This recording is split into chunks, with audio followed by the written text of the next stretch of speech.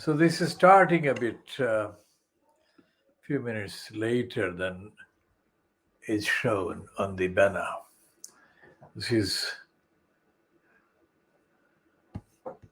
the Khoodeelaar television channel coming to you only on the internet, not on the satellite, not on the terrestrial, not on cable platforms. And this is a first edition of today, 28th of July 2022 in London. And we are going to continue with the updated commentary on what we said in the previous edition. And this is the update on the situation in Pakistan. The situation in Pakistan in the context of the role of the Pakistan Supreme Court in belatedly realizing that the role played by the Supreme Court a few months ago in ousting Imran Khan from power was a mistake, to put it mildly. Because the main reason why this realization is dawning on the current members of the Supreme Court in Pakistan is solely to do with the massive mobilization of people under the leadership of Imran Khan by the Pakistan Tehreek-e-Insaaf party. Number two is that the theme Pakistan ka matlab ka kya? La ilaha illallah. Tere mere rishta kya? La ilaha illallah. This is the movement. This is the theme that should have been pursued.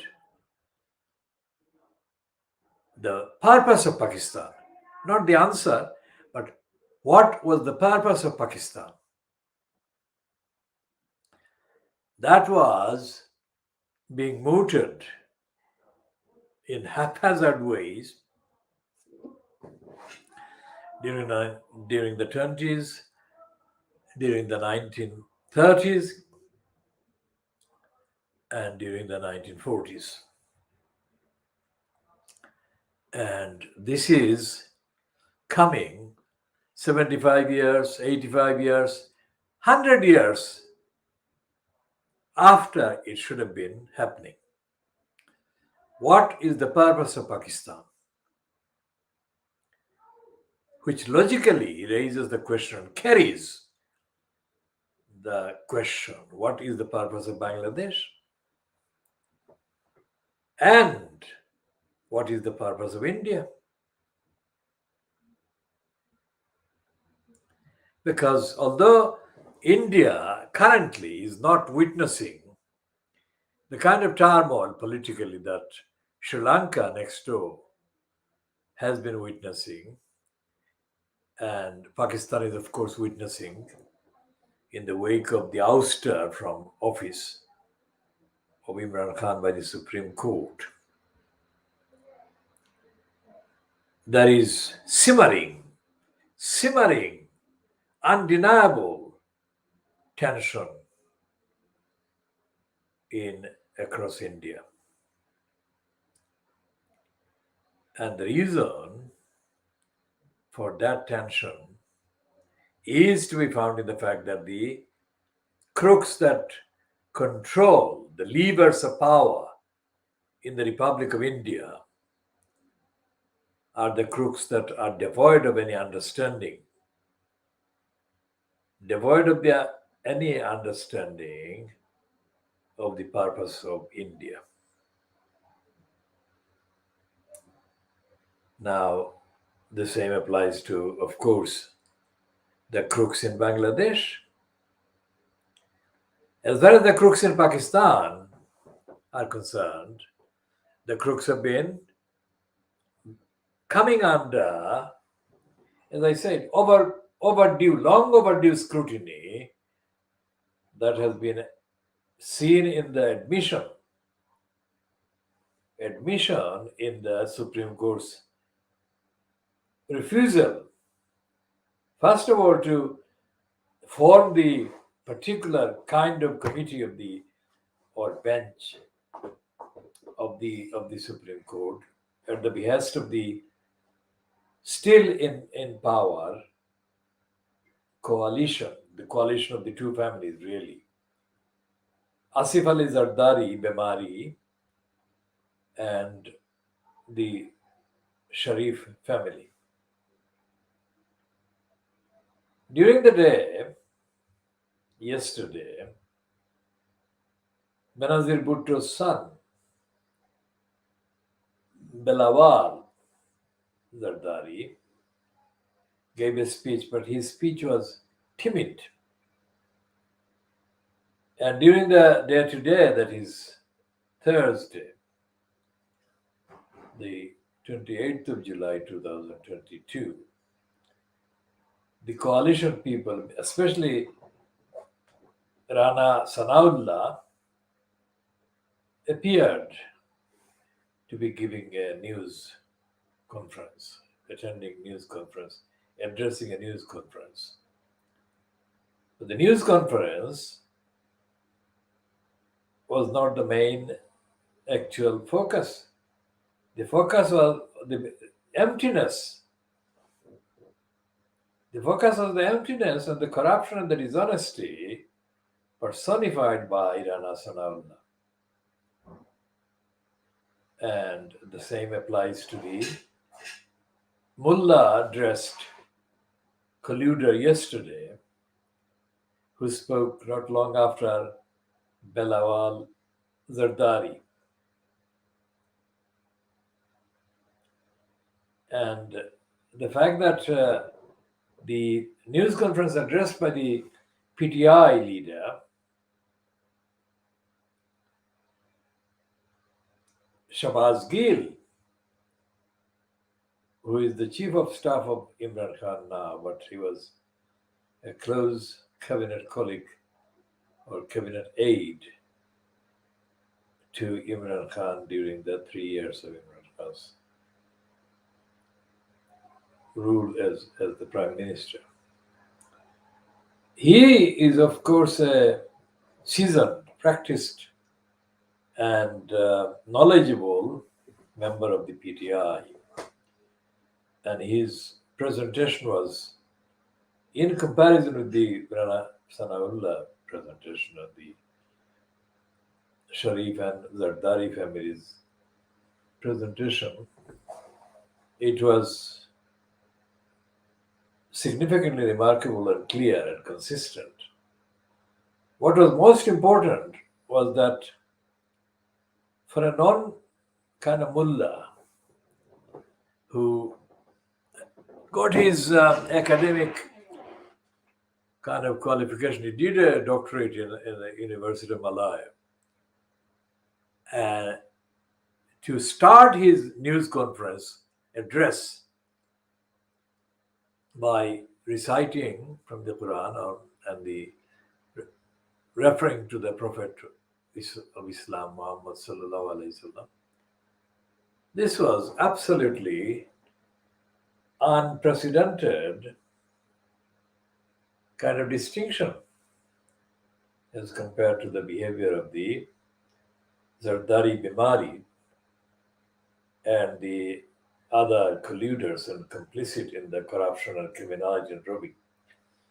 So throughout his speech, Shahbaz Gill reiterated and updated the comments, evidential comments about the corrupt behavior on the part of the coalition of crooks. Now, I'm thinking very hard to find a similar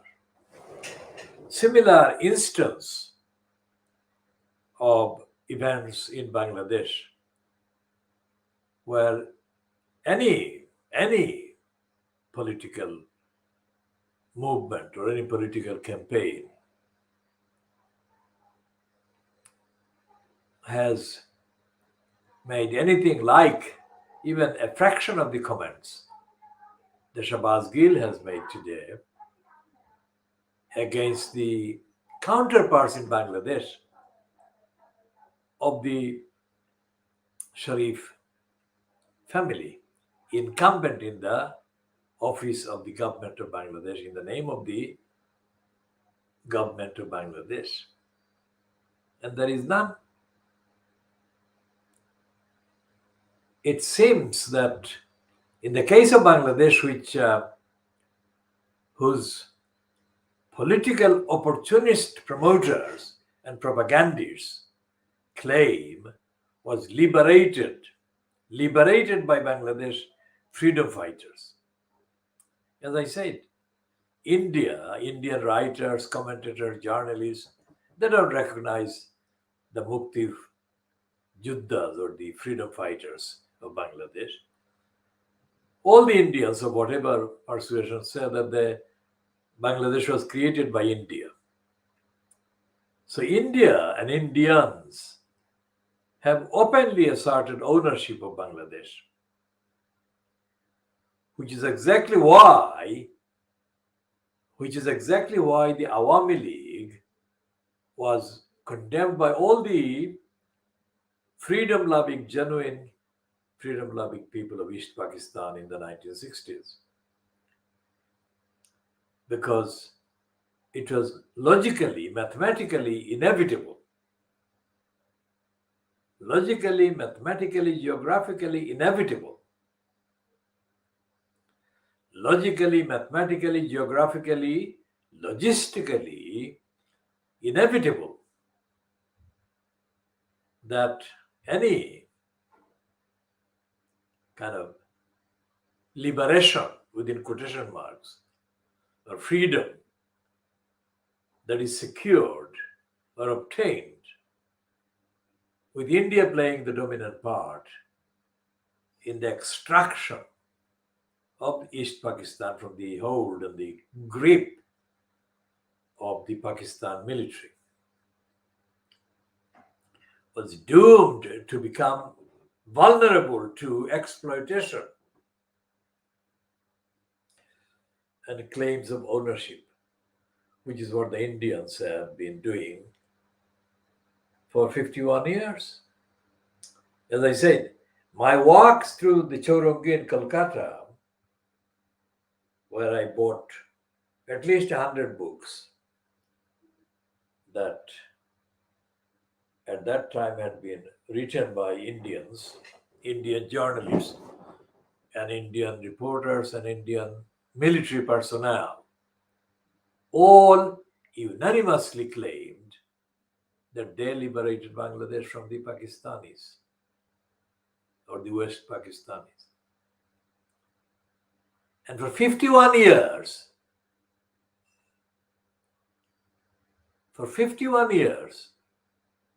there has been no recognition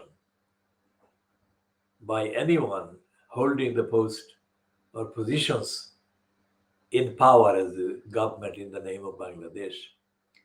For 51 years, there has been no challenge to that.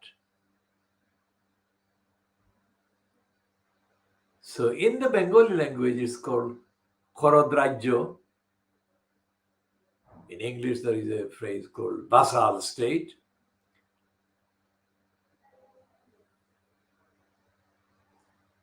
আর সিলেট দিয়ে আমরা কইতে হইব যে বাংলাদেশ দলালে বড়া। এটা দলাল অকলটি এটা নানানজাত দলাল। Essential characteristic হইল গিয়ে দলাল। And we are looking at the situation on the one hand happening in Pakistan, the democracy movement, let's say, put it this way, fronted by Imran Khan, and the death of democracy, silence by the so-called patriotic, freedom-loving Bangladeshis in the case of Bangladesh.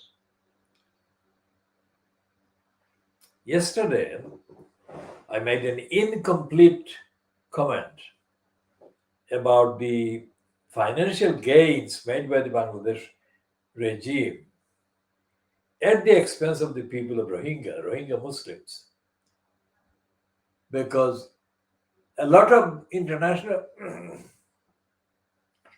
goodwill still exists in humanitarian solidarity with the Rohingya Muslims, about 1 million of whom are sheltering in unsuitable, unfit conditions in the Khoodeelaar area. And there must be smaller numbers of people, Muslims, living in other parts of Bangladesh. And those Rohingyas who manage to get into India are being harassed regularly. It is the Narendra Modi version of the hostile environment. The hostile environment that Theresa May in the UK, when she was Home Secretary, that is Interior Minister or Minister for the Interior in the international context, she was complicit with the racists that gave the order.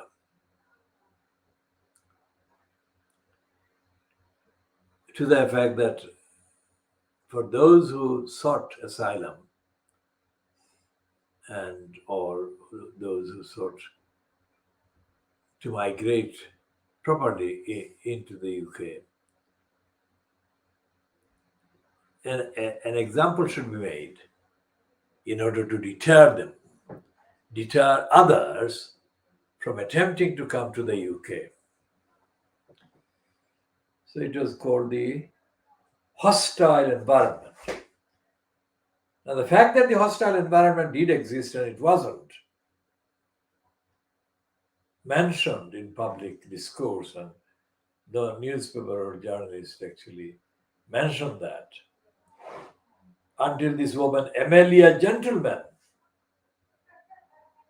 actually wrote a piece in the Guardian, or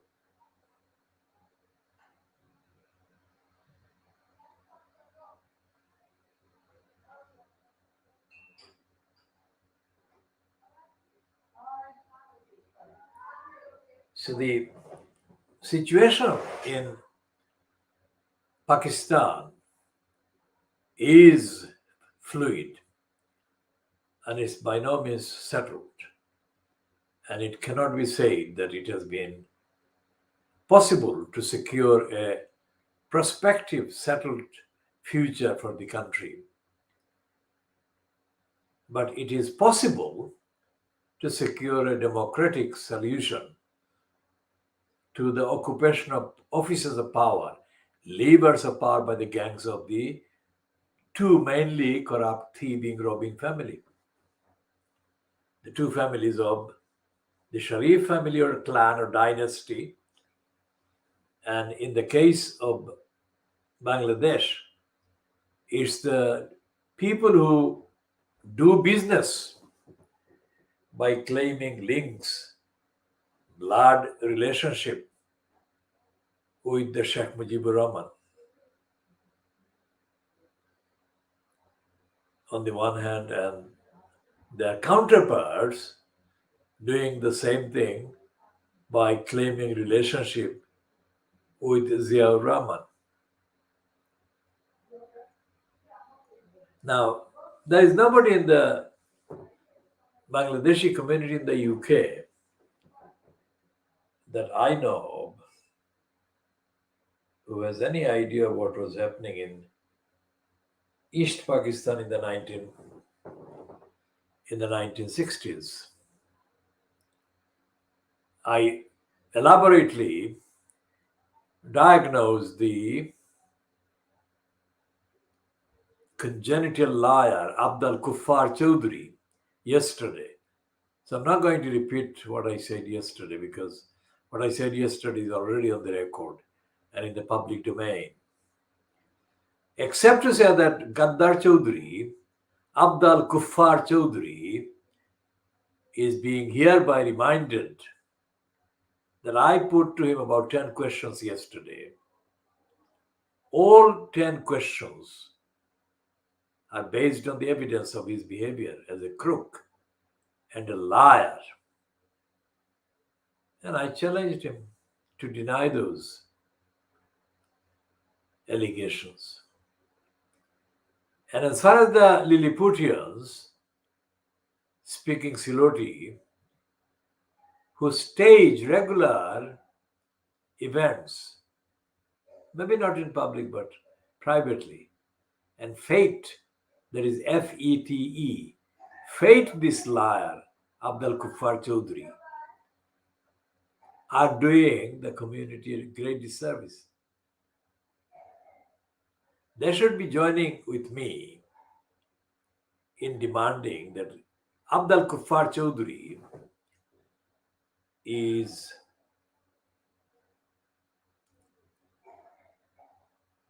held to account for his lying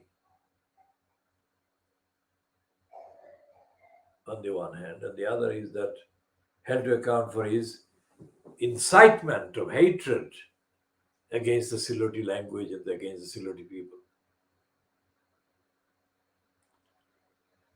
And finally, held to account for lying about Sheikh Mujib. As I said, he lied about Sheikh Mujib. Either he lied about Sheikh Mujib the first time when he wrote that comment, or he agreed to appear as the source of the comment in the Purbadesh in 1970. The Purbadesh that was owned by a man from Noakhali, Hamidullah Chowdhury.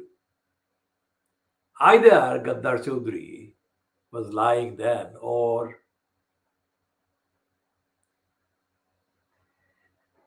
he lied when he changed his tune and started to claim the opposite of what he had said about Sheikh Mujib, strictly in order to make a career, a secondary career, as a confidant and a close ally, close consultant to Sheikh Mujib after the murder of Sheikh Mujib in August 1975.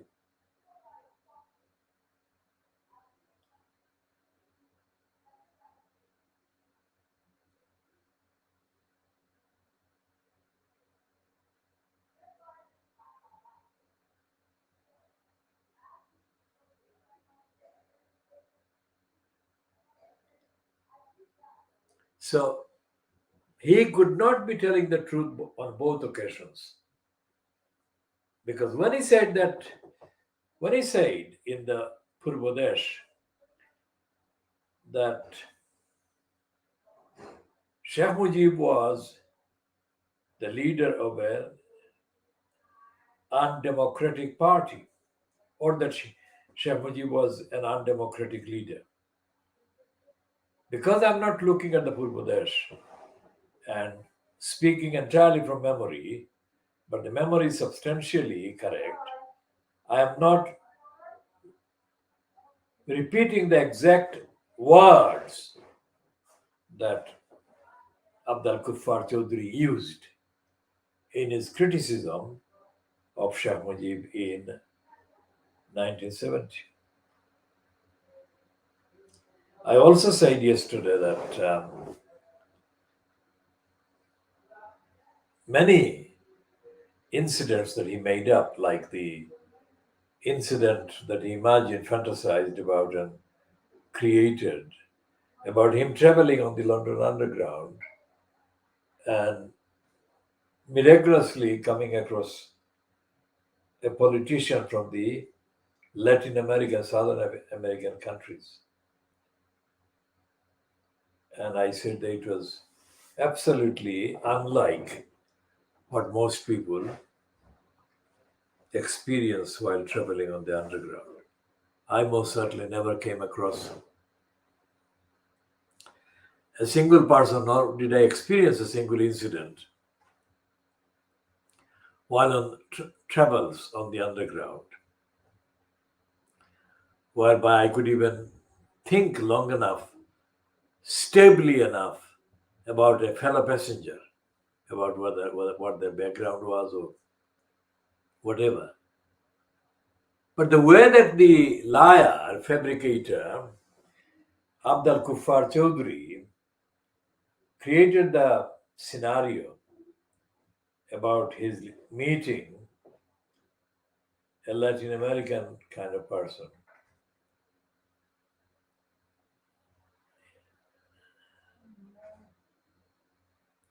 that was absolutely classic Gaddar Chaudhry. He's a faker. And the